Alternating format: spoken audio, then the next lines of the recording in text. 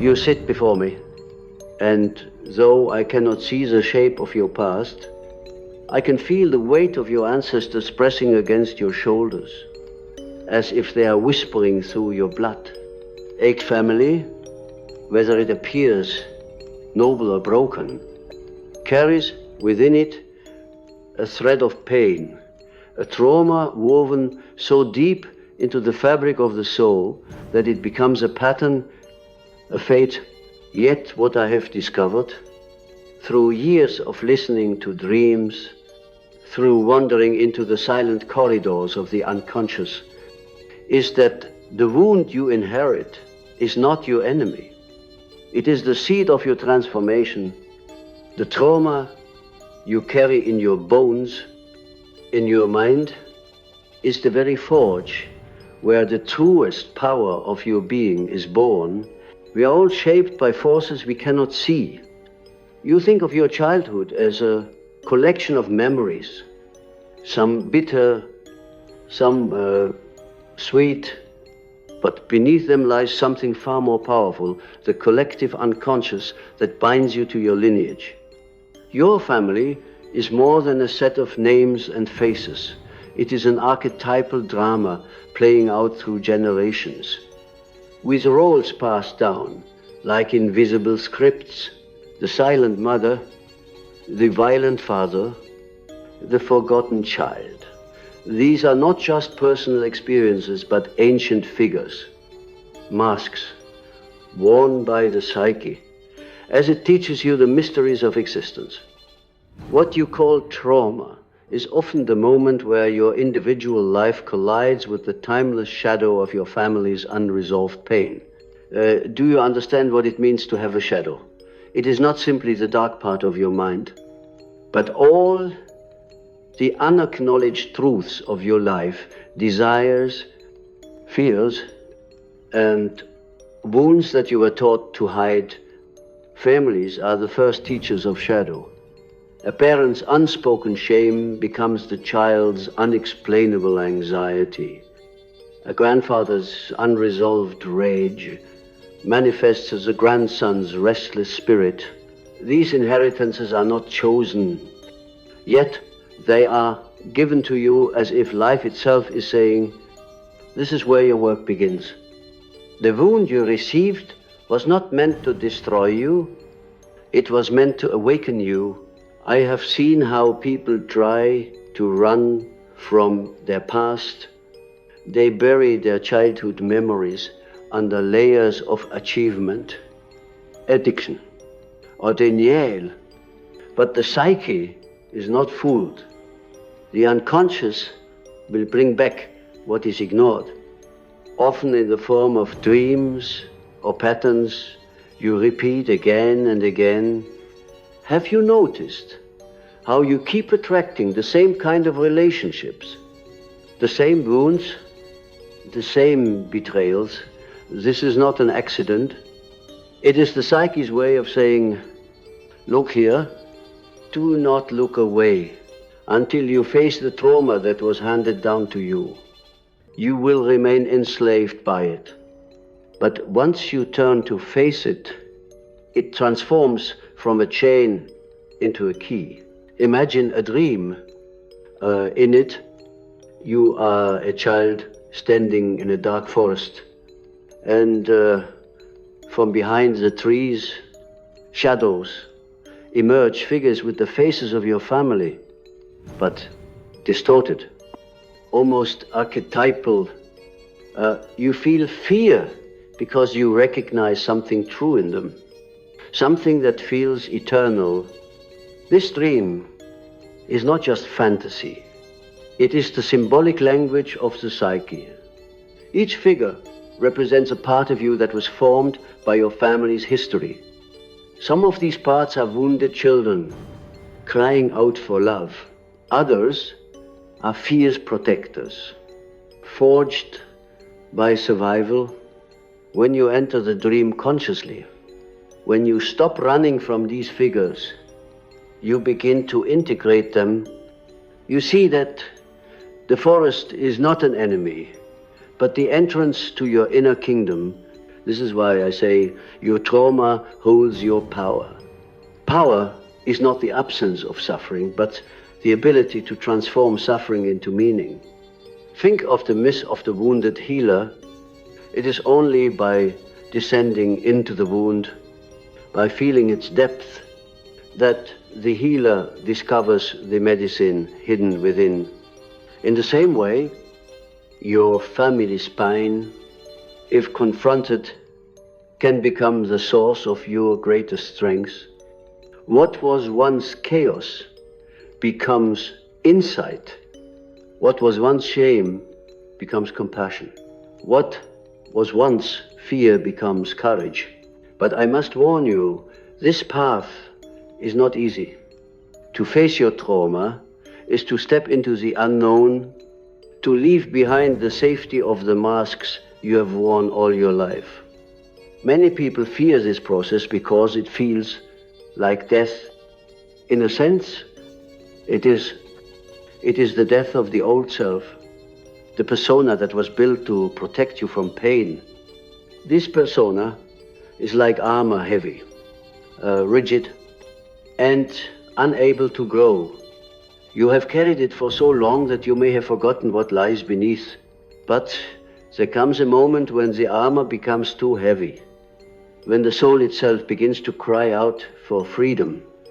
That is when you are called to turn inward, to face the very wounds you were taught to deny.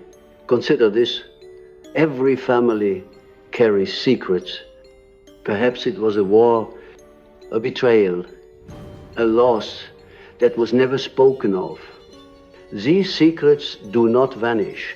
They live in the unconscious, haunting the descendants like ghosts. A child might feel a strange sadness without knowing why, or a sudden rage that seems to come from nowhere. This is the inheritance of unresolved trauma. But you have the power to break the cycle by becoming conscious of what was once hidden. You free not only yourself, but also those who came before you. In this way, healing is not just personal, it is ancestral. When you face your shadow, you redeem the forgotten parts of your family's soul. The path begins with awareness. Listen to your dreams, for they are the royal road to the unconscious. In dreams, the past and the present intertwine, revealing the archetypal patterns that shape your life. Perhaps you dream of a house with many rooms, some locked, some filled with strange objects. This house is your psyche, and each room holds a memory, a fragment of your soul. To walk through this house consciously is to reclaim the parts of yourself that were lost to trauma. It is to see that every wound is also a doorway. I have spoken often about individuation, the process of becoming your true self. This is not a journey of perfection, but of wholeness. Wholeness requires you to embrace all parts of your being, including those that are wounded or rejected. Your family trauma, painful as it may be, is part of your path to individuation. It is the raw material from which your deeper self is forged.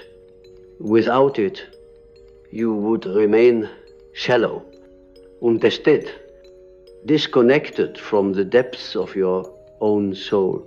But with it, if you are willing to face it, you can become something far greater than you ever imagined. There is a paradox in this work. The very thing you wish to forget, the wound, the betrayal, the neglect, is the very thing that will set you free if you are brave enough to face it. The shadow is not evil. It is simply the part of you that has not yet been brought into the light. And when you bring it into the light, it no longer controls you from the darkness.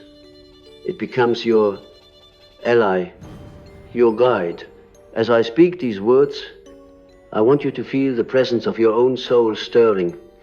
Perhaps there is a memory surfacing, one you have avoided for years. Do not push it away. Allow it to come, for it is a messenger. Look at it not with judgment, but with curiosity. Ask yourself, what is this wound teaching me? What power lies hidden within it? This is not a question that can be answered with the mind alone. It requires you to feel, to descend into the depths of your being, to touch the raw truth of your experience. Your greatest power will not come from avoiding pain, but from integrating it. Integration is the art of holding opposites, light and shadow, love and fear, life and death. When you can hold these opposites without being torn apart, you become whole. And when you are whole, you are powerful in a way that no external force can match. When I speak of integration, I'm speaking of something that is not merely intellectual but profoundly alchemical. It is the transformation of raw pain into the gold of consciousness. The ancient alchemists understood this, though they hid their wisdom beneath symbols of lead and gold, of fire and water. What they were truly describing was the process of psychological transformation, the turning of suffering into wisdom, and nowhere is this more evident than in the way we relate to our family trauma. To deny it is to remain trapped in the lead of unconsciousness. To face it, to feel it fully, and to extract its meaning is to create the gold of inner freedom. You may think of your trauma as a curse, something that has left you broken. But I tell you, the cracks in your soul are where the light of your true self enters. There is no life without suffering, and there is no growth without facing the reality of your own wounds. Consider the archetype of the hero. Every hero's journey begins with a wound, a call to adventure that often arises from deep suffering. The hero is forced to leave the familiar world to venture into the unknown, where they encounter monsters and trials. These monsters are not just external foes, but the shadow within the fears, the rage, the grief that the hero must face and integrate. Only by confronting these inner demons does the hero return transformed, carrying the gift of wisdom not only for themselves, but for their entire community. You too are on such a journey. Whether you know it or not, your life has been guided by an invisible hand, drawing you toward the very places you fear most. Why? Because the soul does not seek comfort, it seeks wholeness. And wholeness can only be found by descending into the places where you were once broken. Your family trauma is not an obstacle to your path. It is your path. It is the initiation you were given, the sacred wound that will teach you who you truly are. Let me give you an image. Imagine a tree whose roots grow deep into the dark, damp soil above the ground. The tree stretches toward the sky, reaching for the light, but its strength, its stability comes from the roots that delve into the darkness. Your soul is like this tree. The roots are your unconscious, filled with memories, both your own and those of your ancestors. Some of these memories are painful, twisted like gnarled roots, but without them, you would have no foundation. The deeper the roots go into the darkness, the taller the tree can rise towards the light. So too with your trauma, the deeper you go into its meaning, the greater your potential to rise into the fullness of your being. Do not mistake this for a call to wallow in suffering. I am not suggesting that you become defined by your wounds. Rather, I am inviting you to enter into a conscious relationship with them. This means looking at them not as something to be erased, but as teachers. Every dream, every memory that haunts you carries a message. It is a language of the unconscious, speaking in symbols and images. Perhaps you dream of a broken mirror or of a child crying in a locked room. These images are not random. They are invitations to enter the inner world where healing begins. To work with your trauma is to listen to these symbols, to ask them what they need, and to bring them into dialogue with your conscious self. The family is the first crucible of the soul. It is where we learn love, but also where we learn fear. It is where we are shaped by the expectations of those who came before us, often unconsciously repeating their patterns. A mother who could not love herself may teach her child to feel unworthy. A father who lived in fear may pass that fear down like a torch, burning through generations.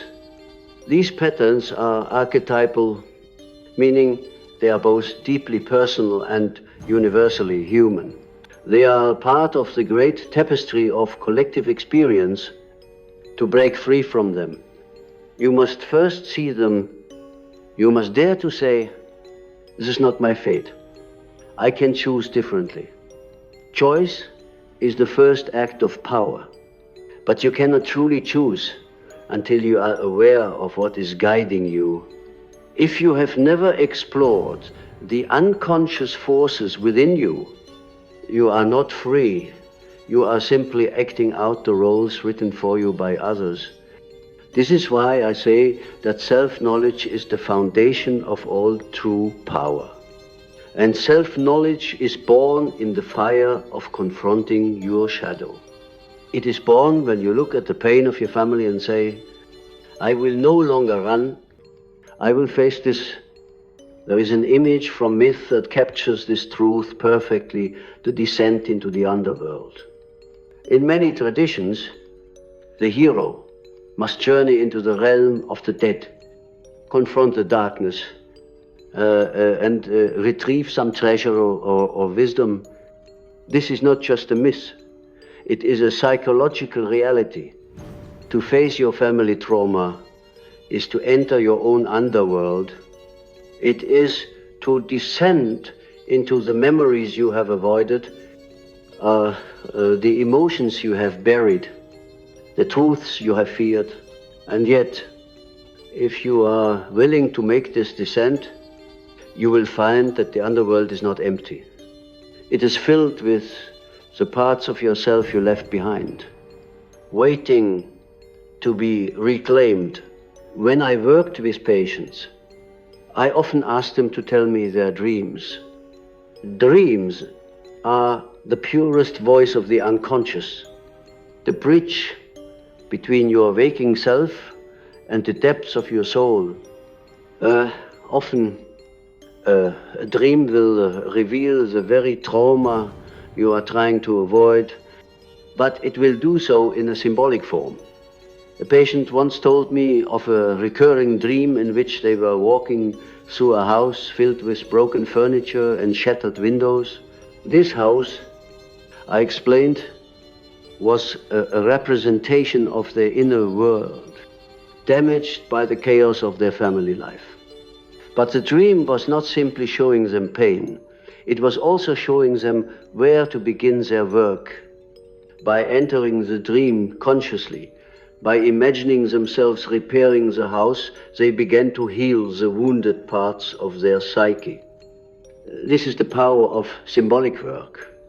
It allows you to engage with trauma in a way that is both safe and transformative. You may wonder, how does one begin this work? It begins with listening to your own inner voice, to the whispers of your dreams, to the patterns in your life. It begins with asking, what is this pain trying to teach me? You must be willing to sit with the discomfort, to feel what you have avoided. Healing is not about forgetting, it is about remembering who you are beneath the pain, remembering the strength that lies hidden in the wound. I must tell you something that may sound strange. There is a kind of beauty in trauma, not in the suffering itself, but in the way it shapes you, the way it forces you to grow. A soul that has never known pain is like a seed that has never been buried. It cannot grow roots, it cannot reach for the light, but a soul that has faced its own darkness, that has walked through the fire and returned, carries a radiance that cannot be faked. This is why I say that your trauma holds your power. It is a crucible in which you are forged. There is also a spiritual dimension to this work. The unconscious is not merely personal, it is collective. When you heal your own trauma, you are also healing the wounds of your lineage and even of humanity itself. We are all connected through the collective unconscious, a vast field of archetypal energy that flows through each of us. When you face your family's pain, you are not only liberating yourself, you are contributing to the healing of this collective field. This is why the work is sacred. It is not just about you, it is about the whole. If you are listening to me now, know that you are not alone. Others have walked this path before you, and others will walk it after you. There is a lineage of souls who have faced their shadows and emerged with wisdom. You, too, can join them, but you must be willing to go deep. You must be willing to look into the mirror of your own soul and see not only the light, but also the darkness. And you must be willing to love what you find there. The path of facing your trauma is a path of descent before it is a path of ascent. You cannot rise without first going down into the underworld of your own soul, into the basement of your psyche, where the forgotten memories, the broken parts of yourself and the archetypal ghosts of your family reside.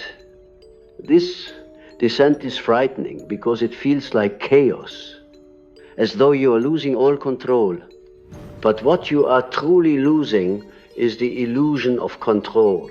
The ego, which believes it is the master of your life, must surrender to something deeper, something older and infinitely wiser, the self. The self is the center of your being, the totality of all that you are, both conscious and unconscious. It is like the sun hidden behind clouds of fear and repression.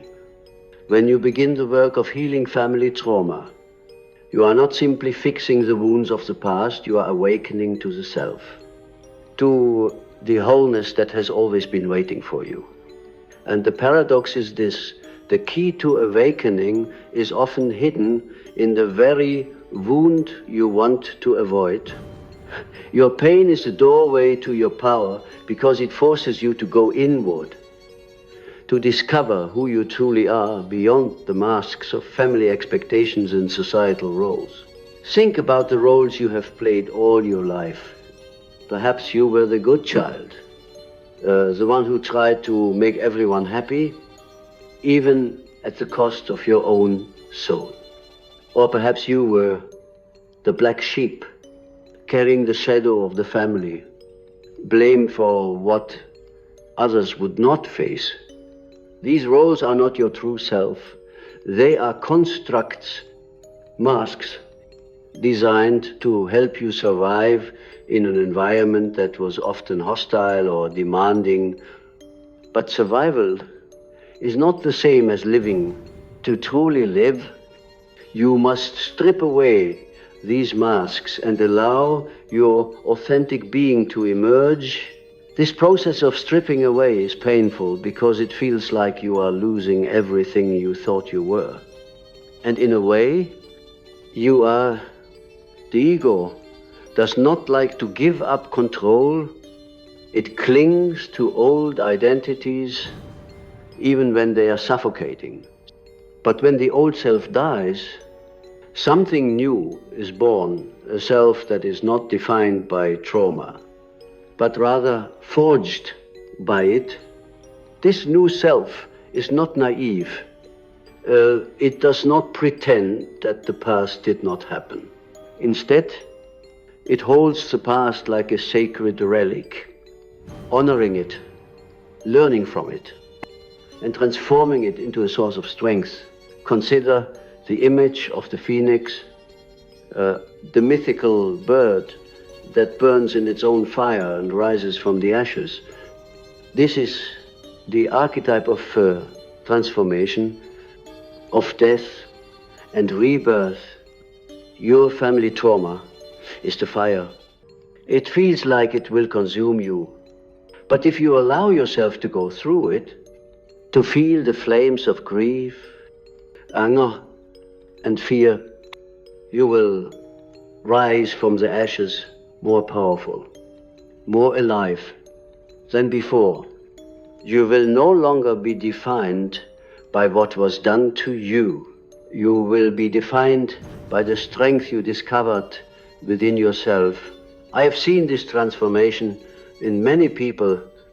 A woman who was silenced as a child found her voice through confronting her trauma, and that voice became her gift to the world. A man who grew up in violence learned to transform his rage into a force for healing, becoming a protector rather than a destroyer. These transformations do not happen overnight. They are the result of deep inner work, of courage, of facing the shadow without turning away. You may ask, how do I begin to face the shadow of my family trauma? The first step is to recognize that you have won. So many people are trapped because they refuse to acknowledge that they were wounded. They tell themselves stories like, it wasn't that bad, or I should be over it by now. But the psyche does not operate on logic or time. A wound that is ignored does not heal. It festers in the unconscious, shaping your life in ways you cannot see.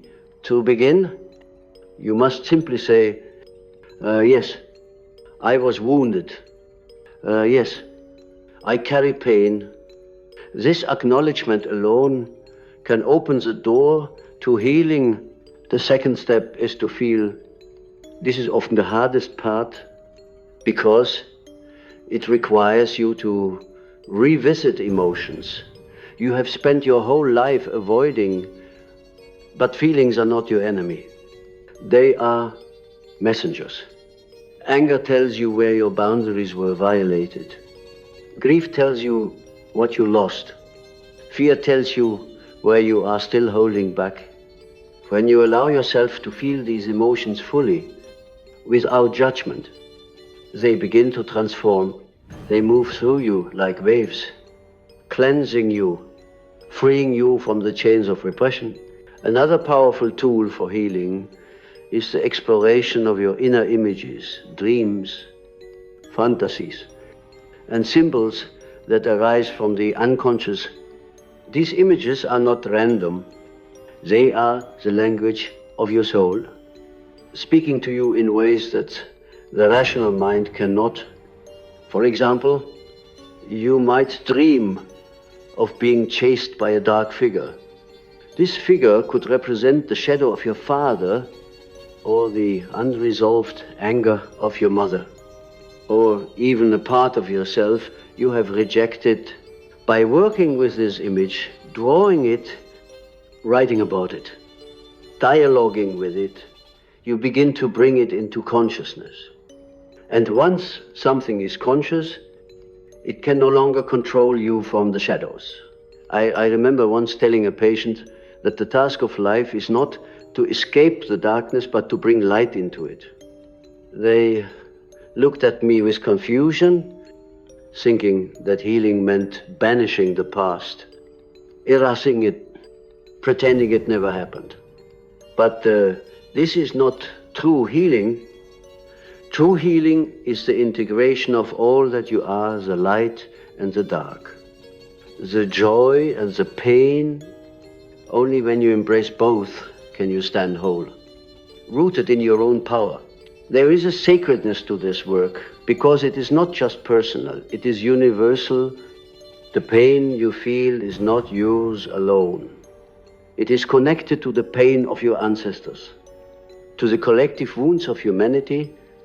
We are all part of a great web of life, and when one person heals, it sends ripples through the entire web. This is why your healing matters. It is not selfish to face your trauma. It is an act of service to the world. As you do this work, you will find that your relationship with your family changes. You may no longer see them through the lens of blame or resentment. Instead, you may begin to see them as human beings, each with their own wounds and shadows. This does not mean you must accept harmful behavior, but it does mean that you can hold compassion for their struggles, just as you hold compassion for your own. In this way, the cycle of trauma is broken. You no longer pass the pain on to the next generation. Instead, you pass on wisdom, resilience, and love. But let me be clear, this journey requires courage. The shadow does not reveal itself easily. It hides behind defenses, behind habits, behind the stories you tell yourself. It may appear in the form of resistance, procrastination, self-doubt, or the sudden desire to give up. This is normal. It is the psyche's way of protecting itself. But if you persist, if you keep turning toward the darkness with curiosity and compassion, the shadow will eventually reveal its secrets. And when it does, you will find that what you feared most was not a monster, but a part of yourself longing to be seen and loved. In the silence of your own heart, you already know this truth. You can feel it, can't you? That quiet whisper, that subtle pull, telling you that there is more to life than what you have known. That there is a deeper power within you, waiting to be claimed. That power is not in the persona you show to the world, but in the parts of you that have been buried in shadow. When you bring those parts into the light, when you integrate them, you become unstoppable. You become whole. To stand in your wholeness is to become a living paradox. You are both light and shadow, both the child who was wounded and the adult who has risen beyond that wound. You are both the seed buried in the dark earth and the tree reaching for the sky. This is not a state you achieve once and for all. It is a process, a dance, a constant dialogue between the conscious and the unconscious. You will continue to meet your shadow throughout your life, but instead of fearing it, you will greet it as an old friend, a guide who reminds you of the depths from which your power flows. There is a profound freedom that comes from embracing your family trauma as part of your story. No longer do you need to run from it, hide from it, or pretend it does not exist. It becomes, instead, the foundation of your strength, the well from which your compassion is drawn. When you understand your own suffering, you begin to understand the suffering of others. You see that every person you meet is carrying their own invisible burden, their own ancestral ghosts. This awareness softens you. It opens your heart. And from this place of openness, you begin to live not from fear, but from love. Love is not a sentimental feeling. It is a fierce, transformative force. To love yourself in the face of trauma is to reclaim the parts of you that were rejected or abandoned. It is to look at the child you once were and say, "You are safe now. I will not abandon you." This inner act of love is what heals the deepest wounds. No external validation, no achievement, no approval from others can substitute for this self-love. It is the foundation upon which all true power is built. When you embrace this love, you also begin to see your family with new eyes. You may see that they too were shaped by forces beyond their control. You may see that the trauma you carry was not born with you, but handed down like a torch, lit generations before you. This does not excuse the harm that was done, but it does allow you to see the bigger picture. You become the one who chooses not to pass the torch of pain any further. You become the alchemist who transforms fire into light. The unconscious is always trying to guide you toward this transformation.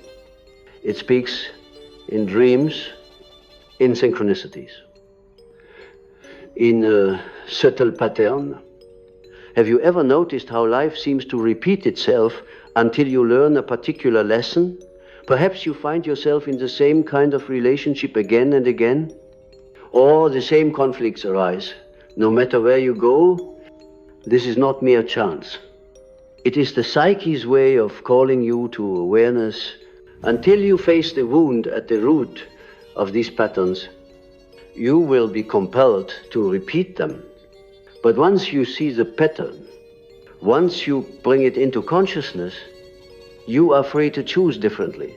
Freedom is not the absence of the past, but the ability to relate to it in a new way. You cannot change what happened to you, but you can change the meaning you give it. You can choose to see your trauma not as a curse, but as the initiation that made you who you are. You can choose to see every wound as a doorway, every shadow as a teacher. And in doing so, you step into your power, the power to create, to heal, to live fully. The archetype of the wounded healer is one of the most powerful images in all of psychology and myths. It tells us that the very thing that wounds us is also the source of our ability to heal others. Your family trauma, once transformed, becomes a gift you can offer the world. You become the one who can sit with another person's pain without fear, because you have walked through your own. You become the one who can hold space for others to face their shadows, because you have faced yours. This is the deepest kind of power, not power over others, but the power to be fully present, fully alive, fully human. Do not mistake this for perfection. The goal is not to become flawless or unscarred. The goal is to become whole. Wholeness includes the scars, the memories, the moments when you felt broken. It is precisely because of these moments that you have depth, that you have wisdom. A life without struggle is like a book with no story. It is in the chapters of pain and transformation that your soul's story is written. And when you share that story, not from a place of victimhood, but from a place of strength, you inspire others to do the same. Let us return to the image of the dream. Imagine once again that you are standing in a forest. The shadows that once frightened you now seem less threatening. As you walk deeper into the forest, you find a clearing where a small fire burns. Around this fire sit the figures of your ancestors, those who suffered, those who loved, those who carried the wounds you now hold. They do not speak, but their presence is palpable. You realize that they are not here to haunt you, but to witness you, to see you take the torch of their pain and transform it into light. You sit by the fire, and for the first time, you feel a strange peace. This is what it means to integrate your trauma, to make peace with the past, to honor it, and to use its fire to warm your soul instead of burn it. You may feel that this work is too heavy, too much for one person to carry, but I tell you, you are stronger than you know. The psyche has an incredible capacity for healing and transformation. It is not a linear process. There will be days when you feel as if you are moving backward, as if the pain is too great, but these moments are part of the journey. Healing happens in spirals, not straight lines. Each time you face the pain, you do so from a slightly higher perspective, with a little more wisdom, a little more strength. In time, you will find that your trauma no longer defines you. It becomes a part of your story. Yes, but not the whole story. It becomes a chapter, not the entire book. And as you write the new chapters of your life, you will do so with a deeper sense of purpose, of meaning. You will know who you are, not just as the child of your family, but as a unique soul, a living expression of the eternal. I want you to leave this moment with one truth. The power you seek is already within you. It has always been there, hidden beneath the layers of pain and fear. The work is not to create this power, but to uncover it, to remember it. And you remember it by facing what you once believed would destroy you. The trauma you carry is not the end of your story. It is the beginning of your becoming. The unconscious will continue to guide you if you listen, pay attention to the symbols that arise in your life, to the moments of synchronicity that seem too perfect to be coincidence. These are the whispers of the self, leading you toward integration. Trust them, trust yourself, and when you feel lost, remember that the path of healing is not a straight road, but a labyrinth. Every twist and turn, every apparent dead end is part of the design. There is wisdom even in the confusion. So now I ask you, will you face the shadow? Will you descend into the underworld of your own soul and retrieve the treasure that has been waiting for you? Will you honor the pain of your family, not by carrying it as a burden, but by transforming it into light? The choice is yours. And in that choice lies the key to your freedom. You are not your trauma. You are the one who has the power to transform it. You are not defined by your past. You are the alchemist, the healer, the hero of your own story. And as you claim this power, you will see that the very thing you thought would break you was the thing that made you whole.